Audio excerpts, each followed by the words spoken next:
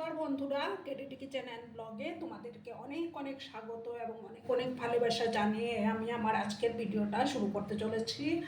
আশা করি তোমাদের ভালোই লাগবে। আজকে আমি দেখো ডিমের একটা রেসিপি শেয়ার করব। এই যে দেখো, আমি এখানে 3টা ডিম সেদ্ধ করে তারপর 2 আধখানা করে নিয়েছি। এবার প্রথমে আমি গ্যাসটা অন করে দেব। একটা প্যান আমি বসিয়ে দিলাম, আর রান্নাটা কিন্তু আমি সর্ষের তেলেই করে নেব। তেলটাকে প্রথমে আমি ভালো করে গরম করে নেব।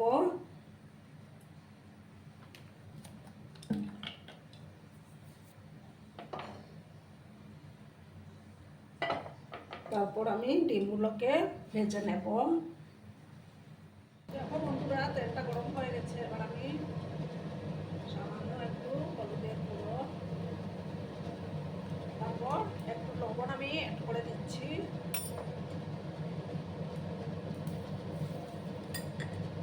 এবার আমি ডিমগুলো দিয়ে দেবো।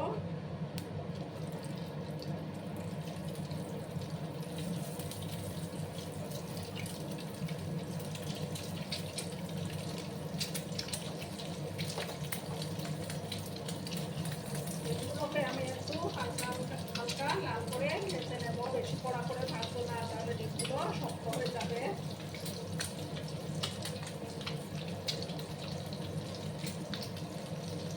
একটা সাইড হয়ে যাওয়ার পর আমি আরেকটা সাইড উঠে দেবো। আর বন্ধুরা, আমার আজকের এই ভিডিওটি যদি তোমাদের ভালো লাগে তাহলে অবশ্যই লাইক, কমেন্ট, শেয়ার এবং সাবস্ক্রাইব করার অনুরোধ রইল। পুরোনো নতুন সব বন্ধুদের জানাই অনেক অনেক ভালোবাসা। দেখো বন্ধুরা, এবার আমি ডিমগুলোকে উঠে দিচ্ছি। আর একটু ওই সাইডটা ভাজা হয়ে যাওয়ার পর আমি এগুলো তুলে নেব। আর একটু সময় আমি ভাজবো।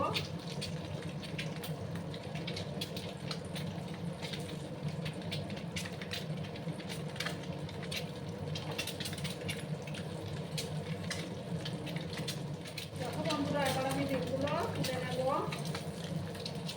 একটা ডিশের মধ্যে নামিয়ে নিলাম। এর বেশি ভাজার দরকার নেই। এবার ওই তেলের মধ্যে আমি দেখো 2টো ফাটানো এলাচ আর 2 টুকরো দারচিনি দিলাম। আর দেখুন, 2টো পেঁয়াজ কেটে রেখেছিলাম, সেই পেঁয়াজ কুচিগুলো এবার আমি দিয়ে দিলাম। 3টা চেরা কাঁচা লঙ্কা আমি দিলাম। পেঁয়াজগুলোকে একটু আমি লাল লাল করে ভাজবো।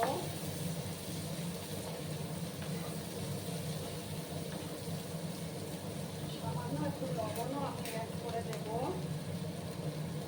যাতে পেঁয়াজটা তাড়াতাড়ি সফট হয়ে যাবে।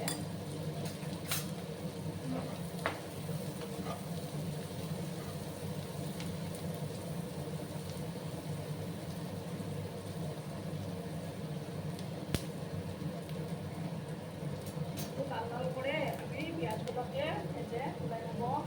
তুলবো না, সরি, মশলাগুলো অ্যাড করবো। দেখো বন্ধুরা, এবার আমি একটু আদা, 4-5 কোয়া রসুন আর কাঁচা লঙ্কা বেটে রেখেছিলাম, সেটা দিয়ে দিলাম। একসাথে ভালো করে আমি কষিয়ে নেব।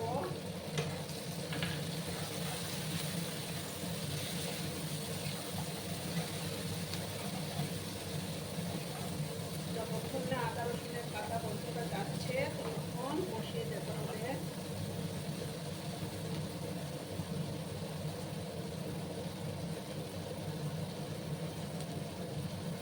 তারপর দেখো, আমি একটা বড় টমেটো পেস্ট করে রেখেছিলাম, সেই টমেটো পেস্টটাও এবার দিয়ে দিলাম। একসাথে কষিয়ে নেব।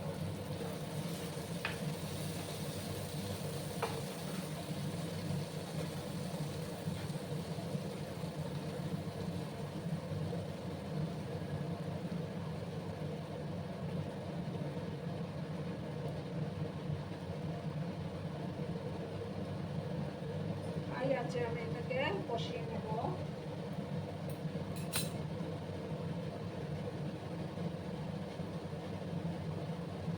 তারপর দেখো বন্ধুরা, আমি একটা ছোট আলুকে এইভাবে ভাজার আলুর মতো ছোটো ছোটো করে কেটে নিয়েছিলাম, সেই আলুটা এবার আমি দিয়ে দিলাম।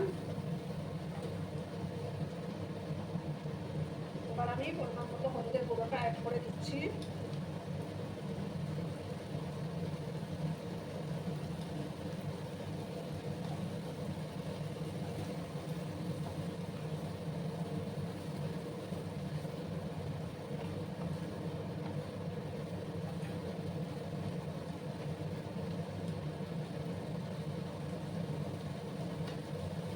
একটু সময় আমি 2 মিনিটের মতো এটাকে নাড়াচাড়া দিয়ে রাখবো।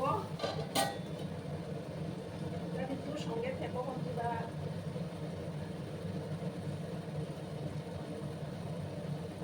দেখো বন্ধুরা, আবার আমি ঢাকাটা সরিয়ে দিলাম। এবার এটাকে আমি সমস্ত মশলাগুলো দিয়ে দেবো।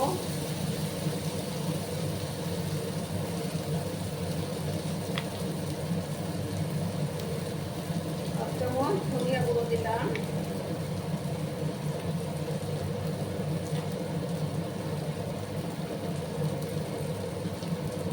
আর 1 চামচ জিরে গুঁড়ো দিয়ে দেবো। এবার 1 চামচ আমি কাশ্মীরি লঙ্কার গুঁড়ো দেবো। দিয়ে একসাথে ভালো করে আমি কষিয়ে নেবো। সামান্য একটু জল অ্যাড করে দিলাম যাতে করে মশলাটা না পুড়ে যায়।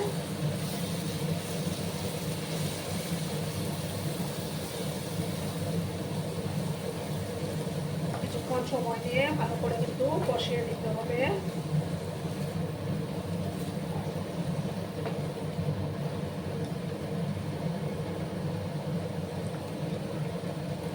জল আমি অ্যাড করলাম। এবার পরিমাণ মতো লবণটা অ্যাড করে দেবো।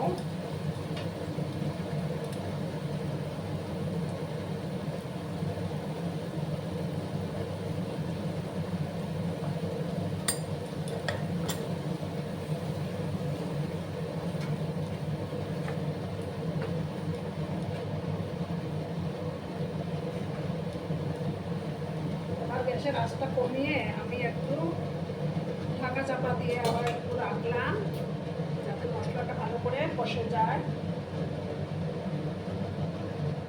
বন্ধুরা, আবার আমি ঢাকাটা সরিয়ে দিলাম। মশলাটা থেকে তেল ছাড়তে শুরু করেছে।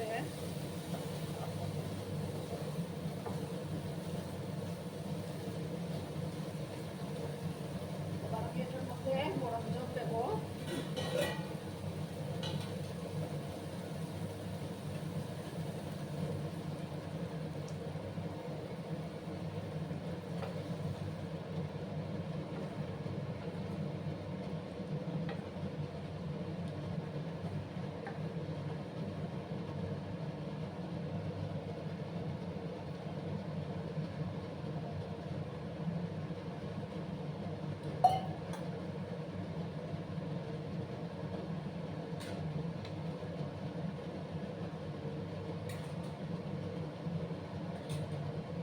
আমি ডিমগুলো দিয়ে দেব।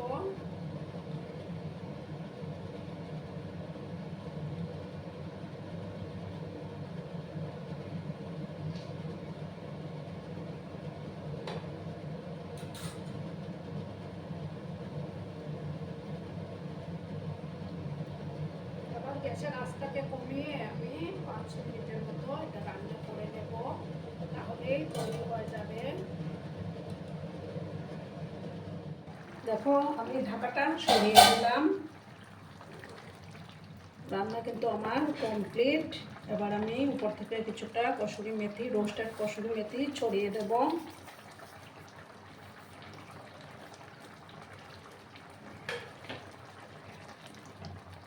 দারুণ সুন্দর একটা ফ্লেভার বেরিয়েছে বন্ধুরা।